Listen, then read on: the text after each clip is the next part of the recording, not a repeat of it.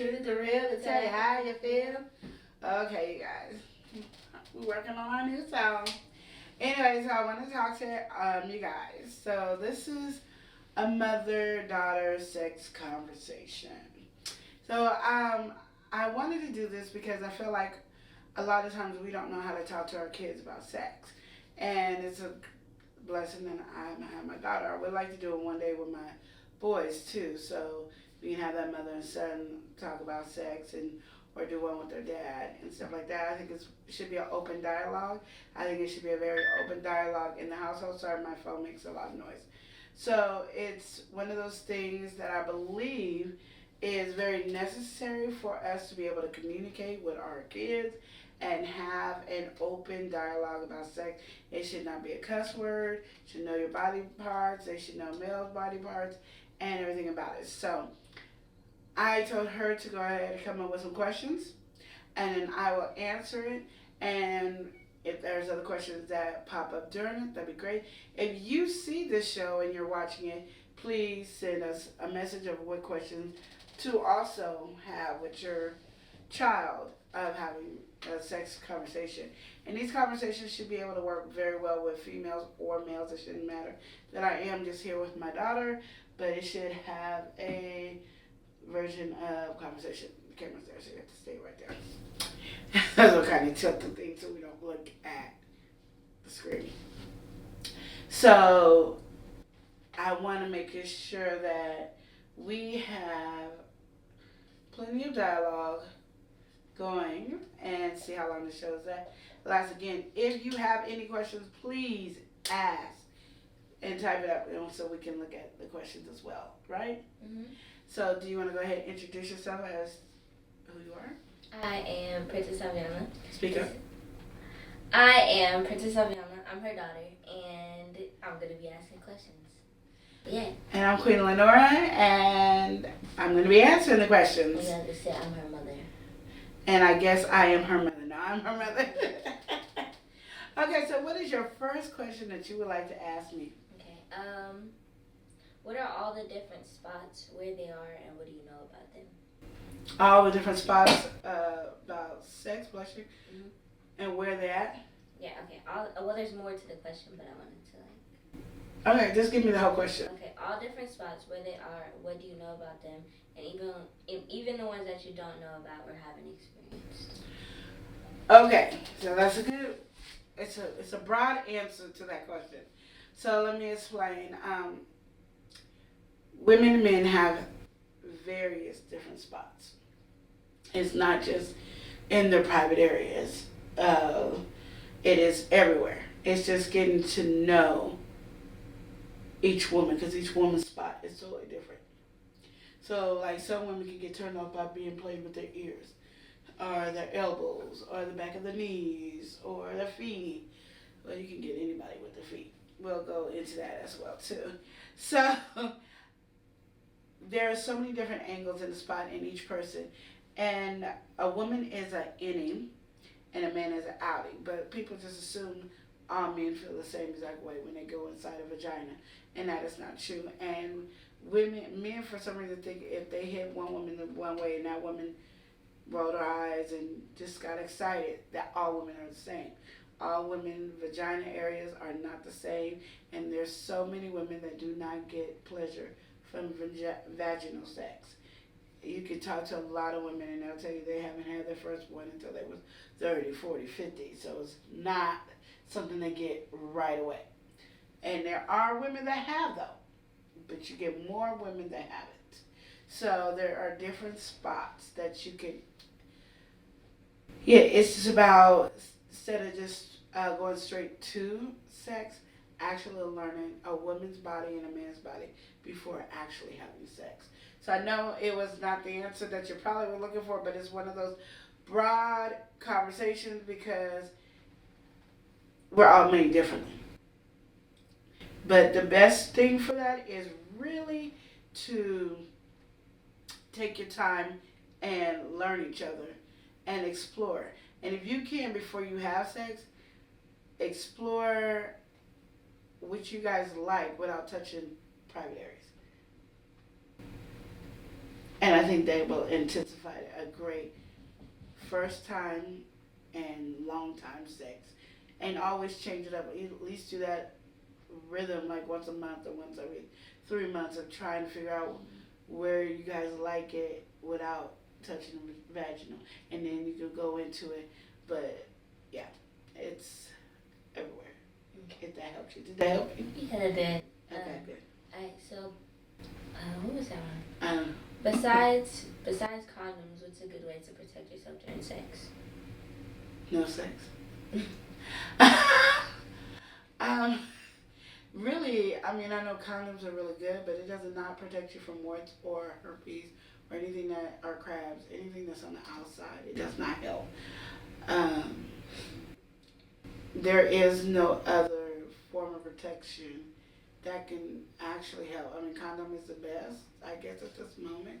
But I always say that, let me put it, the best way to protect yourself besides just condoms, but you definitely need condoms, is to look at each other's private areas and agitate it.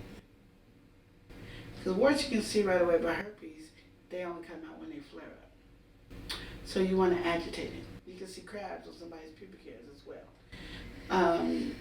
So those things, you want to see that. You want to see out of a woman, you want to see liquid coming out and see what color it is.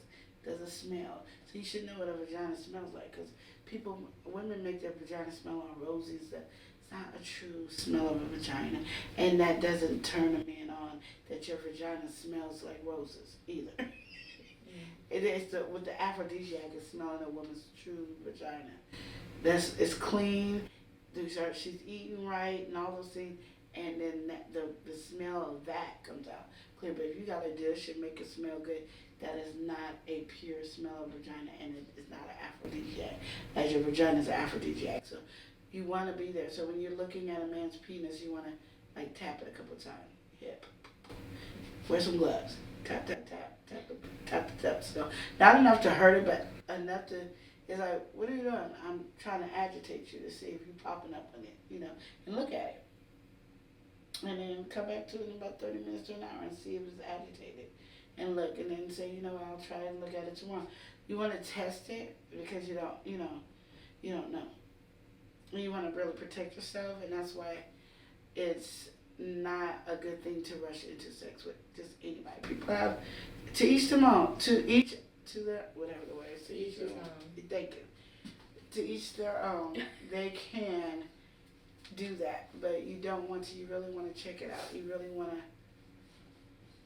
take your time with that area because it is important. And sex is such an intimate, personal thing. You really want to take that seriously. Next. Okay. Or did I not answer good enough? No, that's good. Okay. If people wait to have sex until marriage, do you feel like they're less experienced, and do you feel that people shouldn't wait until marriage to have sex? I believe people should wait until I believe people should wait to have sex until they're married. One, I believe it'd be so much passion if two virgins get together and explore each other and learn. But do not put limitations when you do it. And be open with the conversation before you get married. So once you get engaged, I would more have a conversation about sex. I wouldn't do it too much in between dating, because you can really talk about it to enhance yourself to want to do it before you get married. So I do believe in that, but I know people don't. But I still believe even if you had sex before marriage, or whatever the case may be, I do believe there should be some communication before you say I do. Are you open-minded? Are you willing to try new things? What are your hard limits? No. What are your great limits? What would be a good keyword if we're doing something and you want me to stop? Because sometimes when you're saying no, it doesn't mean no, stop. It means, no, I can't believe it. It's just passion. No, don't stop. But you didn't get the time to say don't stop, so you say no, and then they stop, and it messes up the flow. So you want to have a hard limit, red, acrobatica, whatever you think could fly out your mouth of I don't want to go any further. You want to have those things. You want to have an open communication because you want to know, I want to be able to explore everything. And then the other person might be like, I don't. Like, I'm not gonna want to do oral. I'm not gonna want to do anal. I'm not gonna want to do this. I'm not gonna want. You want to make sure it's open. What is gonna be your heart and soul limit? Like, when me and your dad, before we of course got married, I was like, well, I'm never gonna add anybody into the relationship, and he said, me either. I said, because I'm gonna tell you right now, I could never do a threesome or anything. I'm not knocking anybody who can. I can't. Because I'm telling you right now, you hear her and she moans and she's excited and has an orgasm better than me. I'm mad. And it's the same way with him. So we're never going to add anybody into our bedroom. But pretty much everything else can go if we're willing and whatever mood I'm in. Because I might never try. There's a lot of things till this day that I have never tried because I've never been in that mood. But it's never off the table. What else part of the question I missed? Nothing. Oh, yeah. That was. Okay, read the question again just to make sure. If people wait to have sex until marriage, do you feel like they're less experienced, and do you feel that people should wait until marriage to have sex? Okay, answer that. I believe everybody is less experienced when they're with somebody new. Period. So it doesn't matter if you haven't had sex before marriage or if you have sex, if you had nothing but a whole bunch of sex before marriage. Everybody is new, and probably every couple of years you change up. So you're gonna always be less experienced. You can know how to do stuff, but you don't know how to do it with that woman. You don't know how to do it with that man. You don't know what's gonna excite that woman. You don't know what's gonna excite that man. So every time you are with a new person, a woman or a man, you're inexperienced because their bodies are not the same. That goes back to my first question. First answer to the question, your bodies are totally different. So to answer that, that's what I think. It's always going to be brand new and inexperienced. You can know how to do a handstand in the Gucci or on the penis, but you get with that person and it might not work out the same. You weren't expecting that, huh? No, never. But anytime. Okay. What's a good age do you think people should start learning about sex, diseases, and the consequences of having sex? I really believe that is a personal conversation. I decided to do it earlier because I remember talking about sex with my sisters. And, okay, well, I remember my age of learning about sex was in 8th grade. And I got all kinds of misinformation, period. And then I could say, when I got with my sister, I got all kinds of new information at the same age. So then, nowadays, people are learning about it younger. So it really depends. Like, I started off, you guys, really young. Like, I brought up sex young. And I made sure it's a normal conversation. Even though you guys might not feel free to have this conversation. And as we could tell, you look like you're camera shy. And so like that. But I'm very vocal about sex, don't you think? Very vocal, like really vocal. Really? Do you think I'm overly vocal? No, but I think you're very vocal. Yeah, I try to be. I try to be very open and vocal when it comes to sex because I want you to feel free and comfortable to talk to me about sex. And I'm really proud that even though you're camera shy, that you are able to talk to me about it on live on Twitch, and then of course it'll be on YouTube. But I really feel like it is something that is necessary, and I never wanted you guys to feel like sex is horrible. Even though I want you to wait until you're married to have sex, I never wanted you to feel like sex is horrible, but I never wanted you guys to feel like sex is so free that we should just let our bodies glow, and if we want to have sex with the stars, we can. And I don't believe that. I'm not into that era of that. What was the question again? Make sure I didn't go out off the man. What is a good age do you think people should start learning about sex, diseases, and the consequences of having sex? I hope you guys can hear it because I'm struggling and she's right next to me. Okay, sorry. What is a good age do you think people should start learning about sex, diseases, and the consequences of having sex? And I believe once you start talking about sex to your kids, you need to let them know what the consequences are. So basically, you need to know the good, the bad, and the ugly, not just the bad. Some parents will, you're going to get pregnant, you're going to get a whole bunch of diseases, and now they told do not have sex. And I believe they need to know there's emotional transference during sex. There's, you change when you have sex. You might not notice it, but you change. Your attitude changes, your personality. You're now growing to be an adult, and that sex act really does change you. You can see like a kid, and they look just like a kid, and they have sex. Pretty soon they start getting a little bit more differently. A little bit more differently. Look how they act or look how they look. There's your body changes. You've been entered in, or you entered in, and now your body is changing. It's like how can I say it? So it was like your first experience being able to go somewhere by yourself, right? You know how you feel like, oh, I'm grown. I get to do this by myself. I ain't got nobody. I ain't got my siblings with me, and I could go out to the store by myself. How you feel grown, but you feel it, right? But when you have sex, you just go, oh, I can have some. But all of a sudden, your body just doesn't change, and you start feeling differently. You start looking at things differently. Like the rose-colored glasses that you used to have, it kind of clears up, and it's not rose-colored. You can almost see clear, like. You start getting, jealousy starts growing in you. Let's see what else. Jealousy, being more envious of people, being more, just crazy. I just don't know how to explain it. But you just start changing and growing into a woman or growing into a man. And that's why you really need to have those conversations about your body changing when you have sex, your mood. Now that you've had sex, your body's going to crave it more. And you don't want to have sex with every boyfriend or girlfriend you got. Especially for girls, because then guys want to call you hoes.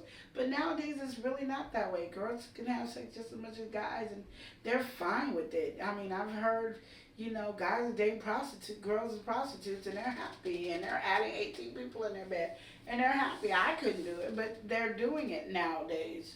Correct? Mm-hmm. So, but your body has changed, and your body will crave. So you can't really crave anything that you haven't had. You can look at something and go, ooh, that looks like it's going to be so good. I've done that. on my mom, I remember, I was like, oh, Mom, grape nuts. Oh, I just know it's going to be the best cereal. Mom, please, I don't think you're going to like it. No, Mom, I'm going to like it. It's going to be so good. I just got to. And then when I had it, I was like, oh. You know what I mean? It was nasty, but she like, I already knew the consequences. Even if I didn't like it, I better finish that bowl. But my grape nuts kept, the milk was disappearing. My grape nuts was sitting there. And the grape nuts didn't get bigger. Just the milk just vanished. So you pour milk, I can pour a gallon of milk in grape nuts, and it won't get soft. So I think there's so many different consequences besides diseases and getting pregnant. There's a development, there's an understanding, and I think you have to have a broad, open communication with your kids about those things. That your body's now going to change, your body's going to now crave it. It might change your personality. You don't know, because sometimes after kids have sex, they'll start being disrespectful to their parents. They get smart mouth, and it's like this open, and they don't know how to express it because nobody's ever taught them to express it. You've seen your brothers have sex. Have they changed since they've had sex? My brothers? Yeah. Yeah, they got bad attitude. Yeah, and they started trying to think they're the man, right? Yeah. And that's what it is. And it's part of that I think people forget and lose out on, that it can be so majorly different for people, and it changes, and it's very important to have all the different elements, not just talking about the two major elements in the closet of pregnancy and stuff, because you can never get pregnant and have all these different ranges of emotions and all these different ranges of different things. And even for women, it they can mess up your menstrual to where you have periods for 30 days straight. Oh yeah, you can go through some emotionals, and I think it attacks women more than it attacks men because a man is actually entering a woman. A woman's not entering a man. A man is entering in a woman. So he's an outie. So he can get attached by lust and think he feels in love with the woman, but that woman eternally has a man in her for the rest of her life, and nobody looks at that. And that's where the difficulty happens. I wish she had better attitude today. Sorry, guys. I just look at her attitude and she looks like she's bored. No, I'm listening. I don't know, I'm listening. No, I'm good. Okay. Alright, the next question is, how do you feel about masturbation in general? Some people feel bad about it, some feel good about it.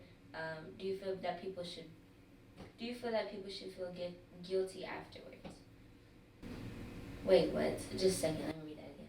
How do you feel about masturbation in general? Some people feel bad about it, and some people... Sorry, y'all. I told you my phone's been doing all kinds of stuff with this. Some people feel bad about it, and some people feel good. Do you think that people should feel guilty afterwards? After, like, masturbation? After masturbating? Should they feel guilty? Yeah. Nope. And I think masturbation is a natural thing that every male or female does. Now, and I say every as majority of the world has masturbated, regardless. Sometimes you masturbate in your sleep, you don't even know it. Females masturbate just as much as males do. You masturbate in your sleep? Yeah, your hands go down there, it just goes. That's crazy. Yeah, it does a lot of things. Your body, with the key thing sometimes, your body suppresses a lot of stuff. So you know how you can go, oh, I forgive that person, but you really ain't forgave them, so it's just suppressed.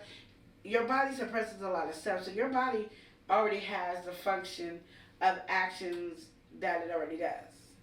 So you can sit here and think, oh no, I have never masturbated, but you probably have masturbated in your sleep. Masturbation is very normal. It is to learn your body, and I believe with my whole heart that you should learn how to masturbate before you actually have sex to know your body. Because you want to make sure that somebody, when they enter you, that they want to know your body just as much as you do. And I think that brings more of a connection, and I think that also, don't quote me on this. This is my belief, and I'm talking to my daughter about it. I think if you have an emotional conversation and know your body and being able to feel free to have a conversation with your male partner or your husband, you will have a better sex life, which in turn you will have a better relationship. Because after having sex, having the best conversation with your partner that you're with, after that, it's such a connection, binding thing as well. So that's my belief. So I believe you should. And I mean, I don't want to be like, darling, all these toys, masturbate. Now what you do with this toy is, I'm not going to do all that. I think it's something that you need to explore on your own, figure it out, and it is okay to masturbate. You should never feel guilty about masturbating. I feel you should feel strong and happy and content when you masturbate. It's your body. And before anybody else gets to touch and play with your body, why can't you touch and play? That's like me giving you a toy. Here you go. You open it. Oh, it's my favorite toy. Now let your brothers play with it first.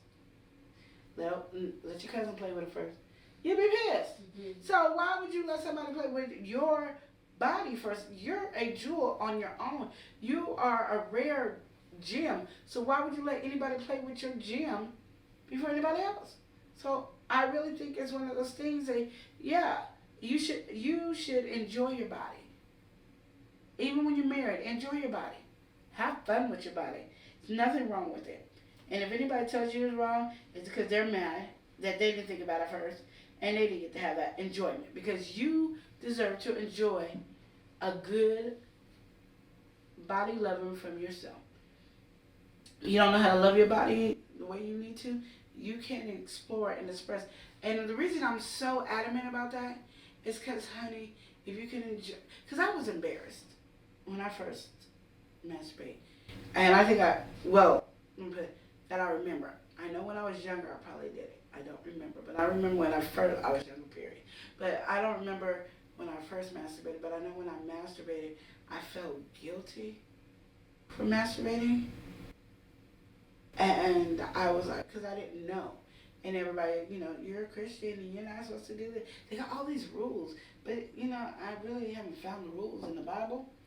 And I just feel people's opinions come at me all the time. And I was like, but it's my body. Why am I feeling guilty touching my body? But I don't have to feel guilty with anybody else touching my body. That doesn't even make sense to me. It's mine. Mm. I need to know if I can satisfy myself. I need to, and people can get mad at me, but I think you should be able to masturbate. And if that helps you not to have sex, masturbate more. But I think it is. Get you some toys. I believe you should get some toys so you know what spots to hit, so you can enjoy it. People don't even know they can have an orgasm just with somebody playing with their nipples, or by just the way somebody massages you. People know about the feet, but they don't know about everything else, And your feet, just in case that's a question. It has every part of your body in your foot. Your foot controls every part of your body. So you can hit a part of your foot that can make you have an orgasm. So, and I don't know how good that feels, but I just heard. Because I was scared for a guy to try that, because I was like, oh, that's something new, And it's intimate, and I've always learned, and I pretty much taught myself that sex is such an intimate moment that you want to be able to explore it and enjoy it. I never thought I was the best person in bed, but by the time we have sex, it's the best that you're going to have, because you really got to know me, you know me intimately, and I know myself intimately, that it's more exciting than me trying to do tricks and flips and all that other stuff. I didn't have to do all the crazy stuff. I didn't have to reside on oral sex and all that, because there was that big intimacy, and that does play so much part. But people leave the intimacy part out, and then they just have sex. I think if you leave the intimacy out, yeah, you can have sex with anybody and everybody all day long, because there's nothing tying you together. But when you get tied together and wrapped around, that's the enjoyment. So yes, play with yourself, enjoy yourself, get you some toys and figure it all out. Men do the same thing. Buy you some GGs and some Seamies and all those different toys that you can play with, and so you can have that practice and learn. Like, try to figure out, when you get the GG, how can you hit certain walls? And even though it's a plain thing and there's nothing to hit, how can you hit certain walls? So it doesn't matter the size of your penis, or how deep your holes are, all that. You already have tenderized the walls and did everything. And you don't just play with yourself by just playing with your clit. Learn the inside of your vagina as well. Guys, don't just jack off, play with your balls and your testicles, and learn different stuff like that, because it's amazing and it's alright. So no, I don't believe it's something you should ever feel guilty. Okay. Oh, I'm boring her. She done, y'all. Okay. Next question is, if a couple that has been together for a long time and is having difficulties with sex, what is your opinion on adding toys to enhance the situation? Dang, you went past you to marriage questions or dating for a long time questions. I am a person that if I ever throw you a bachelorette party, I'm going to build you a box. Because I usually don't give gifts at people's bachelorette party. But if I go to a bachelorette party, or if I do my own bachelorette party, I give boxes. And I put toys in there. I put toys for the guys, toys for the girls. I put lube. I put games in there. I put all kinds of stuff, because I feel sometimes sex can get boring, and you don't want to just have straight intimate sex. You want to have hardcore, crazy sex. Some people want rough sex. Some people just want to be effed really hard. Those are okay too. But if you want to try something different and new, in spice up, I give you a box of when it's dead and boring, and your wife don't want to do it no more, you don't want to do it, and y'all romancing each other and it just ain't working no more, you pull out the box and pick things out of there and explore. And I have now decided to add different stuff in there as well I'm sorry, guys. I can't have peace in my household. It's just hard. But anyway, so those are the things that you want to be able to do and enjoy with your partner to upgrade and have a wonderful time with them. So I think that is nothing wrong with it. I think you should always spice it up as much as you can, in any direction that you can, and enjoy it as that. But I really was surprised that was one of your questions asked. You're not married or in a relationship or anything, so that just threw me off on that question for you. Well, my sister's over here bothering me, you guys, as I'm doing the live. Go ahead. That was the last one. That was the last question. So we will come back and we have any other topics or questions. What I'm doing also is working on my daughter not being camera shy, because she has more of a conversation and more crazy personality, but she is camera shy. So as she looks like she's not into the conversation or that she's bored like she did, she will get used to the camera, and one day with spicing up, you will even love her more. Can't love her with this drive, but hey, love her because she's my daughter. They love me. I don't know, because you were boring. You love me. It's okay. I got fans. I got fans. Okay, so we'll talk to you later, and remember to love and live each day as if it were your last. Smooching.